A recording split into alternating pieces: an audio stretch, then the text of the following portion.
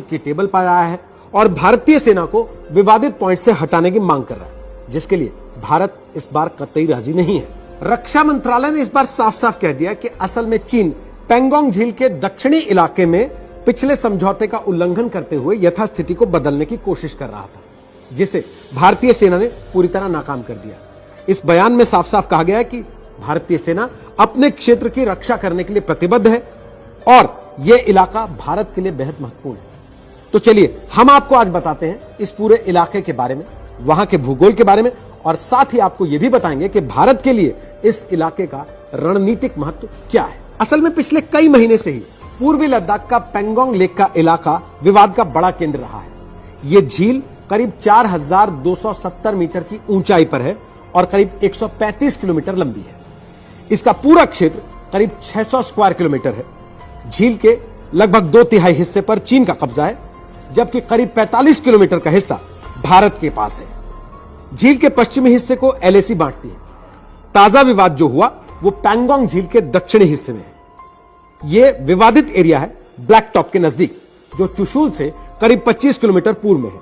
भारतीय सेना की ब्लैक टॉप पर मौजूदगी ने चीन को परेशान कर दिया। पेंगोंग झील का दक्षिणी इलाका भारत के लिए ज्यादा महत्वपूर्ण है, क्योंकि यहां पर भारतीय सेना का कब्जा है। हमेशा से इस इलाके में भारतीय सेना की मौजूदगी ज्यादा रही है, जबकि पेंगोंग झील के उत्तरी क्षेत्र में भारतीय सैनिक सिर्फ पेट्रोलिंग करते हैं। इसी इलाके को फिंगर एरिया कहा जाता है, जहां पिछले कुछ समय से लगातार विवाद की खबरें आती रही हैं। इस बार चीन मौजूदा बातचीत में दक्षिणी इलाके से भी भारतीय सैनिकों को हटाने की डिमांड रखता है। यह दक्षिणी हिस्सा चुशूल और रेजांगला इनके करीब पड़ता है। अब चुशूल ऐसा इलाका है जिसका इस्तेमाल अटैक करने के लिए लॉन्च पैड के तौर पर किया जा सकता है, क्योंकि यहां पर जगह काफी समतल है, जो सैनिक गतिविधियों के लिए एकदम मुफीद मानी जाती है।